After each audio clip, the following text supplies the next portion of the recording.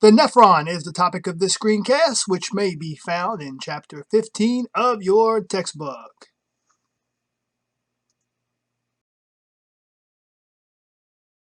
The objectives of this screencast are as follows. Describe the flow of blood through the nephron. Compare and contrast cortical and juxtamedullary nephrons. Describe the renal corpuscle. Describe the renal tubule. And list the processes involved in the formation of urine. Before we talk specifically about the nephron, I want to take a moment to discuss blood flow in the kidneys. This figure from your book shows all the various arteries, capillaries, and veins through which blood flows to, through, and from the kidneys back to the heart. And it is not necessary to become familiar with all of these blood vessels, so I'm going to point out the blood vessels that one, you should either already be familiar with or that you should become familiar with because they play a key role in the formation of urine by the nephrons. First, you recall that all blood that leaves the heart to enter the systemic circulation leaves the heart through the aorta, and that blood that is destined to pass into and through the kidneys moves from the aorta to the renal artery. From the renal artery into the kidneys, it passes through a series of blood vessels on its way to the nephron, and it is not necessary to know these various arteries, so you can, for the most part, ignore them. However, you should become familiar with the afferent arteriole, the glomerular capillaries, the efferent arteriole, and the peritubulary capillaries because they all play important roles in the formation of urine by the nephron. I want to also take a moment to call your attention to a specialized capillary bed, and that's the glomerular capillaries or glomerulus. Notice that unlike the other capillaries that we studied when we looked at the cardiovascular system, these capillaries are both supplied by arterioles and drained by arterioles.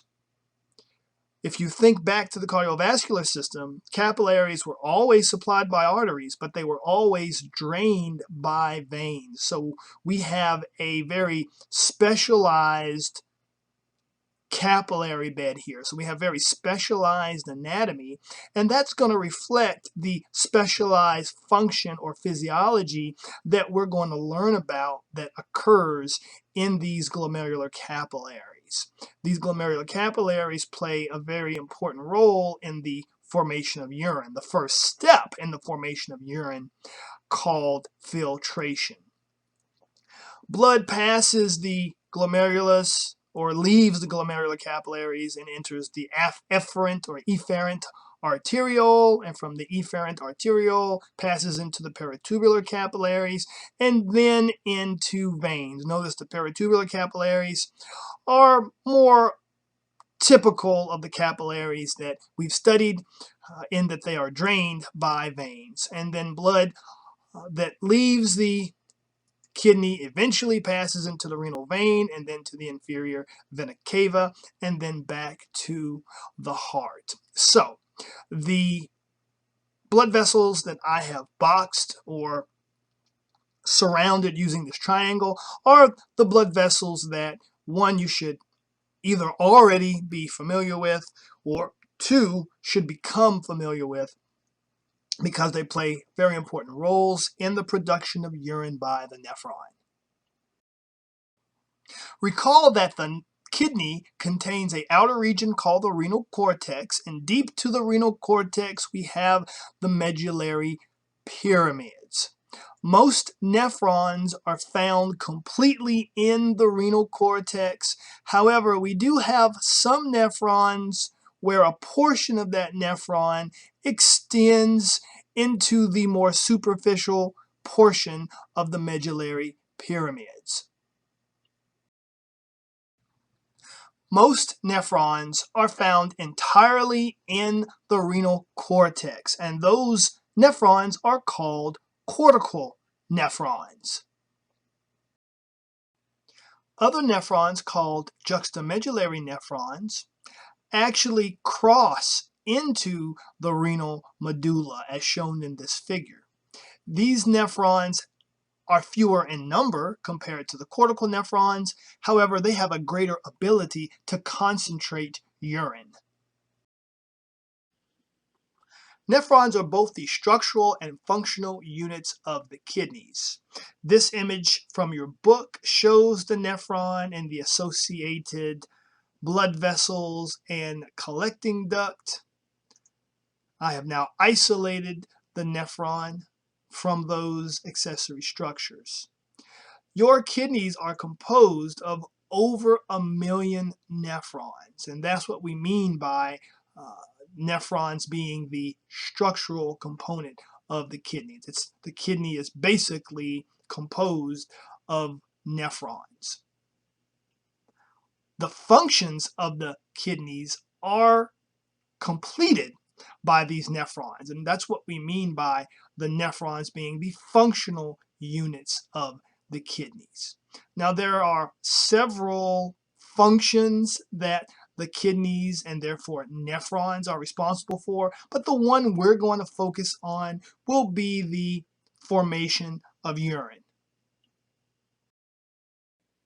But before we're able to talk about how nephrons form urine, we first need to learn the basic anatomy of the nephron. Nephrons consist of two basic parts: the renal corpuscle and the renal tubule. First, let's discuss the renal corpuscle. The glomerulus, or glomerular capillaries, of the renal corpuscle consists of a knot of capillaries. This is a specialized capillary bed in that it is both supplied and drained by arterioles. This maintains high pressure across the capillary bed. Notice that a large afferent arteriole supplies the glomerular capillaries, and a smaller efferent arteriole drains the glomerular capillaries.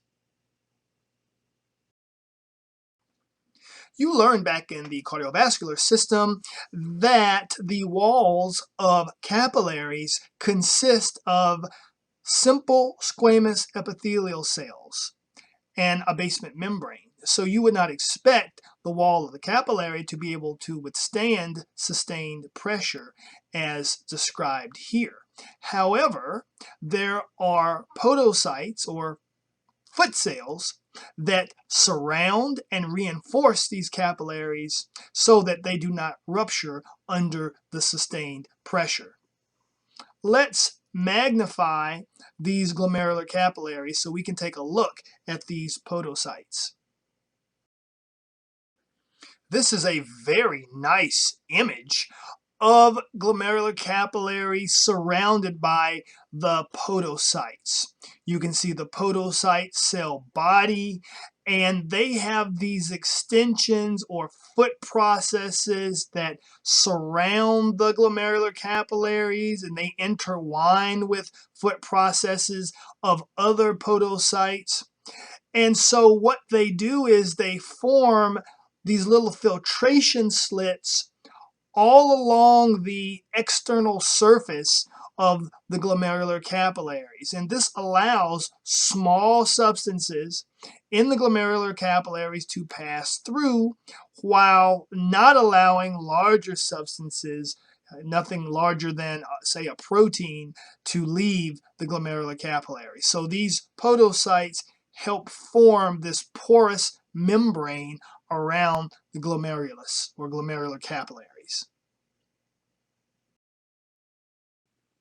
The other component of the renal corpuscle is this double-walled cup of epithelial cells that surround the glomerular capillaries. The structure is called the glomerular capsule, or simply Bowman's capsule. Its function, as you will learn, is to capture the substances that are filtered from the blood across the walls of the glomerular capillaries. Now that we have discussed the renal corpuscle, now let's look at the second part of the nephron, the renal tubule.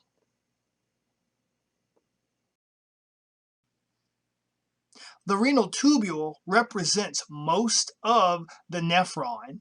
It begins with its connection to the glomerular capsule, and it ends with its connection to the collecting duct. The three portions of the renal tubule in order are the proximal convoluted tubule, the loop of Henle, and the distal convoluted tubule. And you'll notice that the names are very descriptive. Convoluted means intricately folded, twisted, or coiled, and you can see that both the proximal and distal convoluted tubule are very much folded and twisted. And the loop of Henle is this large loop. The loop of Henle is highlighted in yellow. Also notice that almost the entire renal tubule is surrounded by capillaries, specifically the peritubular capillaries. Now that you have a basic understanding of the anatomy of the nephron, we will now outline the three processes that are involved in the formation of urine by the nephron. This is only an outline. We will not go into details here. We will go into the details of this process in the next screencast. To outline the process of urine formation, we will use this figure from your book, which is a schematic of the nephron. This portion of the schematic represents the renal corpuscle. Here we have the glomerular capillaries, and here we have the glomerular capsule. It is here that the first process of urine formation, filtration, occurs, as indicated by the small letter A. Basically, anything small enough in the blood passes through the walls, the capillary walls of the glomerular capillaries, and enters the glomerular capsules. So this includes water and any solutes that are smaller than the plasma protein. Basically, what is filtered from blood is the plasma minus the plasma proteins. From there, the filtrate, as it's called, passes into the renal tubule. So this portion of the schematic collectively represents the proximal convoluted tubule, the loop of Henle, as well as the distal convoluted tubule. Here, the kidneys are going to reabsorb all of the substances that are needed by the body, indicated at small letter B. So most of the water, glucose, amino acids, needed ions, things the body needs, are going to be transported from the renal tubule back into the bloodstream, in the peritubular capillary specifically. And this process is called reabsorption. It's not absorption, it's reabsorption. The nephron is reclaiming those substances that it needs, or that the body needs rather, that were filtered from the blood. Also in the renal tubules, substances that are still in the blood that the body does not need or are in excess are going to be moved from the peritubular capillaries into the renal tubule. And this process is called secretion, and it occurs in the schematic at small letter C. After these three processes, filtration, reabsorption, and secretion, what remains passes from the kidneys into the ureter as urine. Now let's review the objectives of this screencast. Describe the flow of blood through the nephron. Compare and contrast cortical and juxtamedullary nephrons. Describe the renal corpuscle. Describe the renal tubule. And list the processes involved in the formation of urine. The topic of the next screencast will be urine formation.